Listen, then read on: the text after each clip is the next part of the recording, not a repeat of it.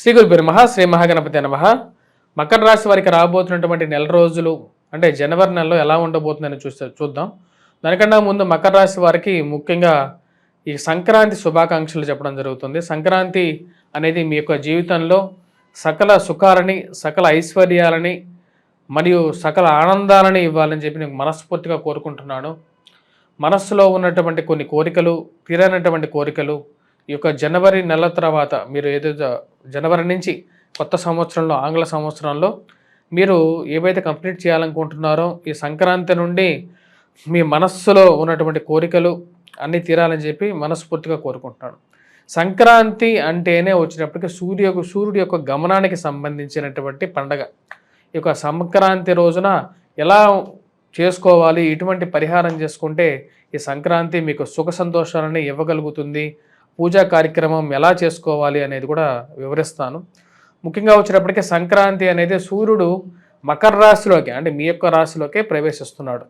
మకర రాశిలోకి వచ్చినటువంటి సూర్యుడు అత్యంతమైనటువంటి అనుకూలుడు అనమాట. అంటే ఉత్తరాయణ పుణ్యకాలంలోకి వస్తున్నాడు. ఉత్తరాయణ పుణ్యకాలంలోకి వచ్చినటువంటి సూర్యుడికి వచ్చేటప్పటికీ ముఖ్యంగా సూర్యారాధన చేసే ముందు ఆ రోజు దినాన్నే మనకు వచ్చేటప్పటికి ముందుగానే మనం ఉదయాన్నే నిద్ర లేచి సూర్యోదయం జరుగుతున్న సమయంలోనే ఈ పూజా కార్యక్రమం చేయాలి. సూర్యుడికి అర్ఘ్యాన్ని ఉదయాన్నే సూర్యుడు యొక్క ఎక్కడైతే ఉదయిస్తున్నాడో ఆ యొక్క ప్రదేశంలో నీటిగా శుచిగా ఏర్పాటు చేసుకున్న తర్వాత అక్కడ ఒక పన్నెండులో వచ్చేటప్పటికి సూర్యుడికి అర్ఘ్యాన్ని సమర్పించాలి. తామ్ర పాత్రల్లో సమర్పించినటువంటి అర్ఘ్యం అనేది చాలా మంచిది. మీ ఇంటి దగ్గర గోదావరి కానీ ఏదైనా నది ఉన్నట్లయితే అక్కడ కూడా మనం సూర్యుడికి తర్పణాన్ని వదలొచ్చు.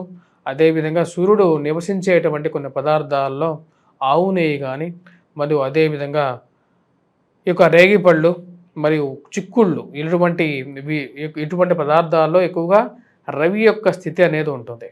అదేవిధంగా మనం గమనించినట్లయితే ఈ యొక్క వడ్లు ఏవైతే ఉంటాయో అంటే మన కొత్తగా వచ్చినటువంటి వడ్లు ఏవైతే ఉంటాయో అవి మనం సూర్యుడికి నివేదనగా పెట్టడం జరుగుతుంది. ఆ వడ్ల నుంచి తీసినటువంటి బియ్యం ఏదైతే ఉందో ఆ బియ్యంతోనే మన కొత్త బియ్యంతోనే మనం ఈరోజు నివేదన చేయటం అంటే పొంగలి వండటం అనేది మనకు పరిపూర్ణంగా ఎప్పుడో సంవత్సరాల నుంచి మనకు వస్తున్నటువంటి ఒక సాంప్రదాయం. ఎందుకంటే మనం అందరం ఈరోజు ఇలా ఉన్నా సరే ఒకప్పుడు మనం అందరం కూడా ఏంటి అంటే మనం వచ్చేటప్పటికి రైతులకి వచ్చేటప్పటికి ఈ యొక్క సంక్రాంతి రోజే మనకు కొత్త బియ్యం రావడం జరుగుతుంది. ఆ కొత్త బియ్యాన్ని మనం దేవుడికి నివేదన పెట్టిన తర్వాత మనం తీసుకుంటాం. సూర్యుడిని ఆ అర్ఘ్యానికి సమర్పించిన తర్వాత సూర్యుడికి వచ్చేటప్పటికి మనం నమస్కారం చేసుకొని అక్కడ అరుణపారాయణం చేస్తాం. అరుణపారాయణం చేయటం సూర్యుడికి ఉదయ భాస్కరుడు కాబట్టి సూర్యనారాయణ స్వరూపం కాబట్టి సూర్యుడిని పూజించేటప్పుడు ఎర్రటి పూలతో పూజించి మరియు అదేవిధంగా దీపం ప్రజ్వలన చేసిన తర్వాత నెయ్యితో చేసినటువంటి దీపారాధన చేసి మరియు అదేవిధంగా హారతి కర్పూరాలతో ఎలాగైతే పూజ చేస్తామో నిజ స్వరూపుడు అయినటువంటి సూర్యుడికి కూడా పూజ చేయాలి. అలా పూజ చేసిన తర్వాత సూర్యుడికి నివేదన పెట్టి ఆ నివేదన మనం తీసుకోవాలి. ఈ దినం అనేది మనకు చాలా ముఖ్యమైనటువంటి పండుగ. మరియు అదేవిధంగా సంక్రాంతి రోజున మనం పిల్లలకి భోగి పళ్ళు పోయడం కూడా పరిపాటిగా వస్తుంది. భోగి పళ్ళలో మనం వాడేటువంటిది ముఖ్యంగా వచ్చేటప్పటికీ మనకు రేగిపళ్ళు కూడా ఇదే సీజన్లో మనకు రావడం జరుగుతుంది. పిల్లలకి భోగి పళ్ళు పోయటం ద్వారా పిల్లలు సకల ఐశ్వర్యాలతో, సకల సుఖాలతో, సకల భోగి భాగ్యాలతో అంటే భోగాలతో ఉండడానికి భోగి పళ్ళు అయ్యాయి అన్నమాట. అంటే భోగిపళ్ళు ఎలా అయ్యాయి అంటే భోగ భాగ్యాలతో ఉండటానికి ఇవి భోగానికి ఇవ్వగలిగినటువంటి పళ్ళు. అదేవిధంగా మనకు భోగి కూడా ఉంటుంది, పాత వస్తువులకు తగలబెట్టేయటం. అదేవిధంగా వచ్చినప్పటికీ భోగి పురుషుడిని మనకు సూర్యుడిని ఆహ్వానిస్తాం అన్నమాట. అంటే జరిగిపోయినటువంటి కష్టాలన్నింటినీ ఆ యొక్క మంటలలో మనం పూర్తిగా తగలబెట్టేసేసి కొత్తగా మనం వచ్చేటప్పటికి మన ఇంట్లోకి సర్వ శ్రేష్టమైనటువంటి అమ్మవారిని ఇంట్లోకి మనం రమ్మంటాం, లక్ష్మిని రమ్మంటాం అన్నమాట.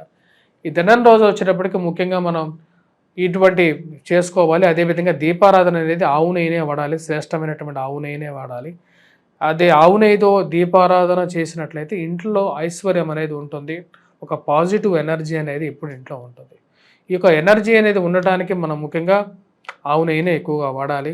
ఈ మకర రాశి వారికి రాబోతున్నటువంటి ఈ యొక్క జనవరి నెలలో ఎలా ఉండబోతుంది అనేది చూద్దాం. జనవరి నెలలో మకర రాశి వారికి వచ్చేటప్పటికి సానుకూలమైనటువంటి ఫలితాలు ఈ యొక్క నెలలో ఉంటాయి. కాకపోతే 22వ తారీఖు తర్వాత ఎక్కువగా అనుకూలమైనటువంటి ఫలితాలు గోచరిస్తూ ఉన్నాయి. కాకపోతే ఈ యొక్క రాశి వారికి వచ్చేటప్పటికి ధన సంబంధితమైన విషయాల్లో సానుకూలమైనటువంటి ఫలితాలు గోచరిస్తూ ఉన్నాయి. శుక్రుడు అనుకూలమైనటువంటి స్థానాల్లో సంచారం చేస్తూ ఉన్నాడు. తద్వారా వచ్చేటప్పటికి రాశి వారికి ఫైనాన్షియల్ రొటేషన్ అనేది అనుకూలంగా ఉంటుంది. సమయానికి డబ్బులు ఎక్కడి నుంచి అయినా సరే తెప్పించగలుగుతారు.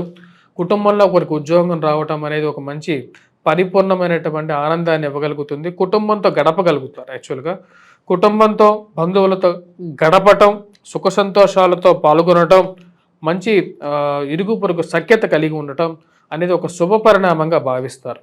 ఈ రాశి వారికి వచ్చేటప్పటికి ఖర్చు విషయంలో కొన్ని జాగ్రత్తలు అనేవి తీసుకోవాలి. ఎందుకంటే 14వ తారీఖున రవి జన్మరాశిలోకి వస్తున్నాడు. జన్మరాశిలోకి రవిగ్రహ సంచారం జరిగినప్పుడు అధికమైనటువంటి వేడి అనేది ఉంటుంది. శరీరంలో అధికమైనటువంటి వేడి, ఆరోగ్యపరంగా కొన్ని జాగ్రత్తలు అనేవి తీసుకోవాలి. 22వ తారీఖున కుజుడు అత్యధికమైనటువంటి స్థానంలోకి వస్తున్నాడు అన్నమాట. అంటే ఈ నెల మొదటి కన్నా కూడా ఈ రాశి వారికి మొదటి ద్వితీయార్థంలోనే అంటే 14వ తారీఖు నుండి ఈ రాశి వారికి కొంచెం బెటర్ టైం అనేది రావడం జరుగుతుంది అన్నమాట. 22వ తారీఖు తర్వాత ఈ రాశి వారికి వచ్చేటప్పటికి అత్యధికమైనటువంటి స్థానాల్లోకి, బిందువులు కలిగినటువంటి స్థానాల్లోకి కుజుగ్రహ సంచారం జరుగుతుంది. షష్టములకి కుజగ్రహ సంచారం జరిగినప్పుడు అది చాలా అనుకూలమైనటువంటి ఫలితాలు ఇస్తుంది. వృత్తిపరంగా, వ్యాపారపరంగా సానుకూలమైనటువంటి ఫలితాలు, పోటీ పరీక్షల్లో ప్రిపేర్ అవుతున్నటువంటి విద్యార్థులకి సానుకూలమైనటువంటి ఫలితాలు పొందగలుగుతారు. పేరు ప్రఖ్యాతుల కోసం మీరు చేస్తున్నటువంటి ప్రయత్నాల్లో సానుకూలంగా ఉంటుంది.